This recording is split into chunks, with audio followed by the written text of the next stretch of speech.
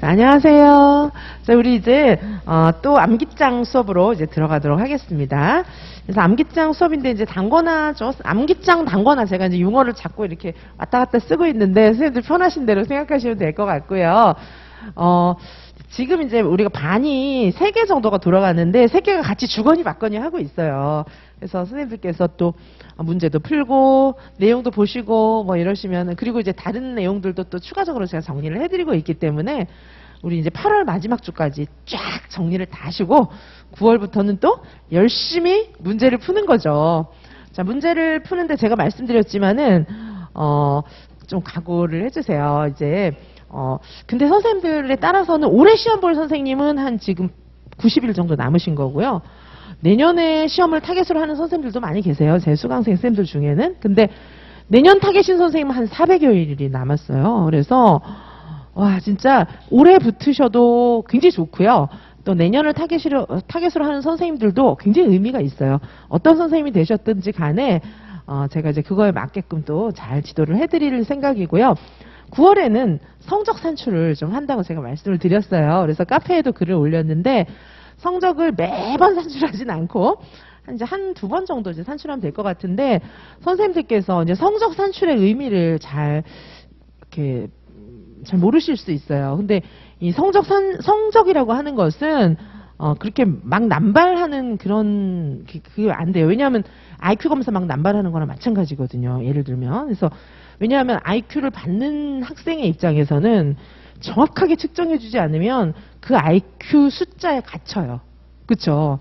자, 그래서 학생들한테 성적을 내주고 점수로 숫자화해서 통지하는 거는 굉장히, 더구나 석차 내고 이런 것들은 굉장히 이렇게 정밀하게 하는 작업이에요. 그래서 선생님들 이제 문항 분석 이론 있어요. 문항 분석 이론 있고, 문항 분석 신뢰도 타당도와는 다른 거예요. 문항 분석은 이제 전체적인 난이도라든가 뭐 이런 것들을 분석을 하는 거예요. 난이도에 따라서 시험 성적은 완전 달라져요. 그렇죠?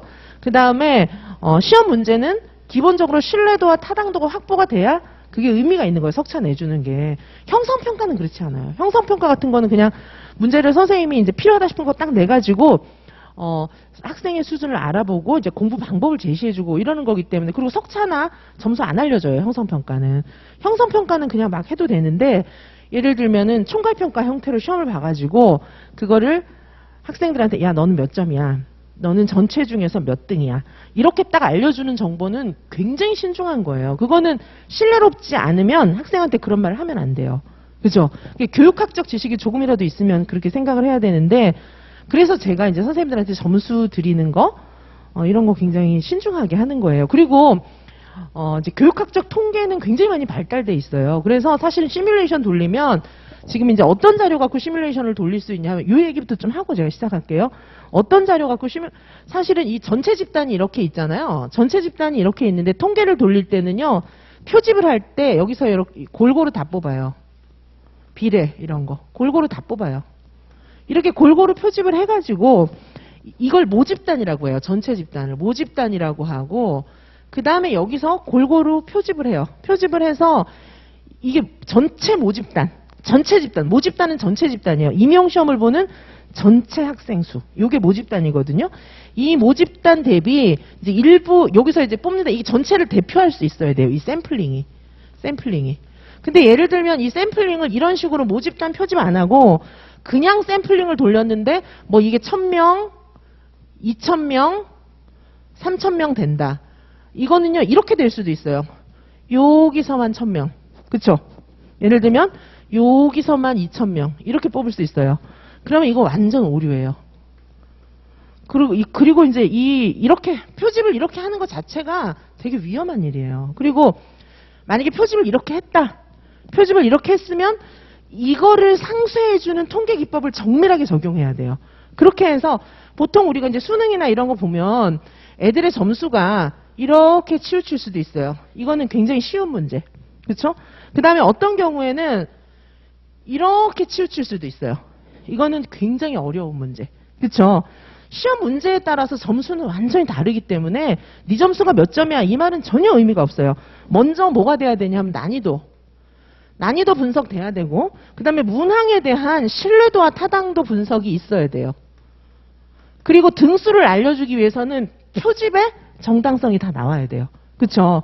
그래서 이 통계를 돌린다라고 하는 것은 이런 모든 것들을 다 감안해가지고 오차범위 몇 프로 내에서 당신의 성적이 전체 표준 편차 이걸 점수를 고치죠. 또 표준 점수를 고쳐가지고 몇 등이고, 그래서 합격할 가능성 몇 프로 이렇게 낼 수 있어요. 그리고 이게 이제 1000명, 2000명 샘플링 이게 중요한 게 아니고요.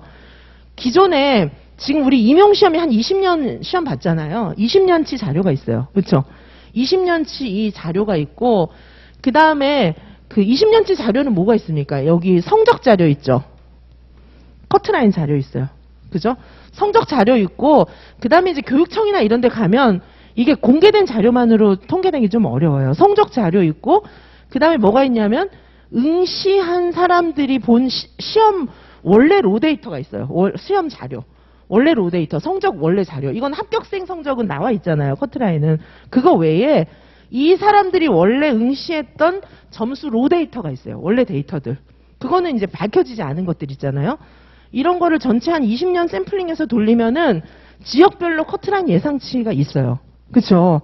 그리고 그 다음에 이제 선생님들 성적 이렇게 넣고 하면은 사실은 선생님들 성적 한 서너 번 이렇게 쭉, 이게 이제 좀 빅데이터가 있어야 돼요. 빅데이터는 이제 구하는 거죠. 구하는 거. 그렇죠? 교육청이나 이런 데서 구하면은 선생님들 성적 넣고 하면은 예를 들면 김땡땡 선생님 서울 지역에서 합격할 퍼센테이지 몇 프로 이렇게까지 나와요, 사실은. 그렇죠? 근데 그런 자료를 선생님들 들을 필요가 있나요? 별로 없어 보이잖아요. 그렇죠? 그리고 모집단에서 이렇게 모집단이 정확하지 않은 경우에 성적 자료 드리는 거는 이거는 가짜 자료예요. 그거는 통계 왜곡이에요. 가짜 자료입니다. 그거는.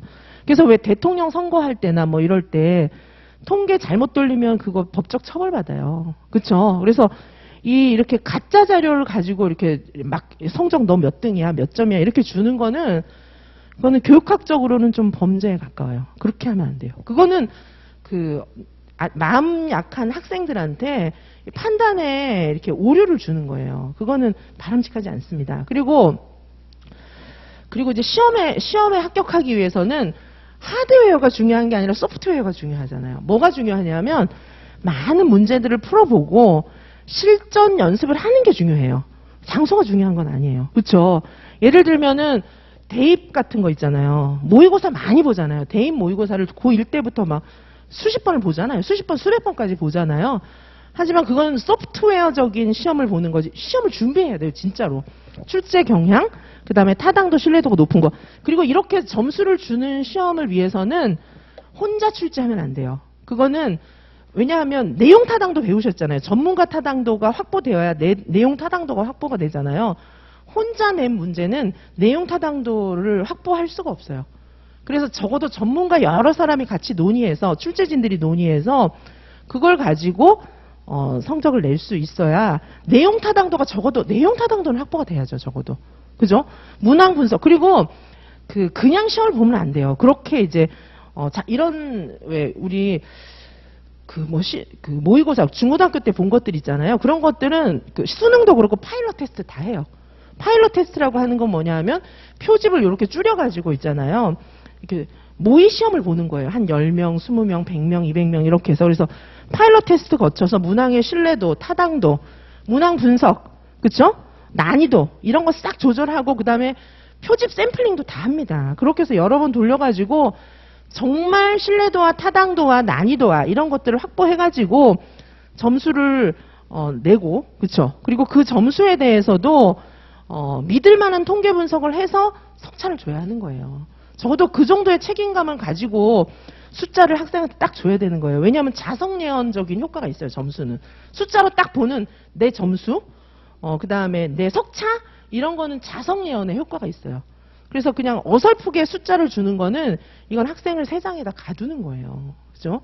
자, 그래서 저는 지금 이제 분석을 어디까지 할까 생각 중인데 저는 일단 제가 모고 드리는 문제는 저 혼자 출제는 안 해요. 전문가 타당도 다 검증을 하는데 그래서 이제 수치 데이터 수치 데이터 이런 거는 많이 갖고 있어요. 그래서 통계는 돌릴 수가 있지만 그게 이제 선생님들한테 발전적인 그런 데이터를 줘야 되는데 발전적인 데이터가 아닐 수도 있잖아요. 그래서 저는 이제 선생님들 자체를 좀 분석을 해드릴까 생각을 하고 있습니다. 자체를 좀 분석을 해드리고 조금 충격요법이 필요한 시점이다 싶으면은 조금 충격을 좀 강하게 좀 드려야 되나 이걸 갈등을 하고 있어요. 그렇죠? 자, 그래서 선생님들께서 제가 보니까 왜 제가 이런 얘기를 하냐 하면 저한테 막 약간 울상돼서 상담을 하시는 거예요. 선생님들이. 내 점수가 내가 이래서 합격할 수 있을까요? 막 이렇게 얘기를 하는데 제가 마음이 막 무너지는 거예요. 이 데이터를 그래서 아니 그 데이터가 어디서 났어요? 이러니까 나한테 얘기를 안 하는데 내가 좀 마음이 무너지더라고요. 그래서 제가 신뢰롭지 못한 성적 데이터는 믿지 마시라고 얘기를 했어요. 그렇죠? 그리고 수험생이 채점을 했다거나 이런 거는 정말 더 믿을 수가 없어요. 자가 채점한 거 점수를 모아가지고 뭐 등수를 내고 뭐 몇 점이면 커트라인이 되고 그거는 오만이에요. 오만. 통계 너무 겸손하지 못한 거예요. 이게 이제 전체적인 표집을 통해서 점수가 신중하게 나오는 건데 그리고 이 채점자들이 채점하는 기준이 또 있잖아요. 채점 루브릭이 있는데 그리고 표집이 지극히 일부 표집을 가지고 그걸 막 점수를 내가지고 등수를 공개하고 이러는 거는 그거는 수험생들한테 너무 많은 마음의 상처를 주는 것이고 숫자는 정확해야 돼요. 숫자는 정확해야 됩니다. 숫자를 갖다가 뭐 5점 차이, 뭐 100등 차이 이런 걸 아무렇지도 않게 받아들이는 거는 그거는 양심이 없는 거예요. 그거는 숫자를 내지 말든지 숫자는 정확해야 됩니다. 발표하는 숫자는 정확해야 돼요. 자, 그래서 선생님들께서 지금 시기에 마음 약해지지 마시기 바랍니다. 지금 시기에 절대 마음 약해지지 마시고 열심히 공부하시고 제가 이제 9월 달에 선생님들한테 성적을 내드릴 건데 그거는 어떤 식으로 이제 선생님들한테 좀 공부의 시사점을 드리게끔 이런 건 가능하죠. 신의사 예자 중에 어떤 부분이 부족한가. 전체적으로 점수를 어느 정도 내서 이렇게 이건 난이도가 낮았으니까 선생님 뭐 잘하신 거예요. 난이도가 높았으니까 뭐 좀 잘하신 거예요. 뭐 못하신 거예요. 그런 얘기는 할 수 있어요. 그렇죠? 그 정도 선에서 한번 낼까 생각을 하고 있습니다.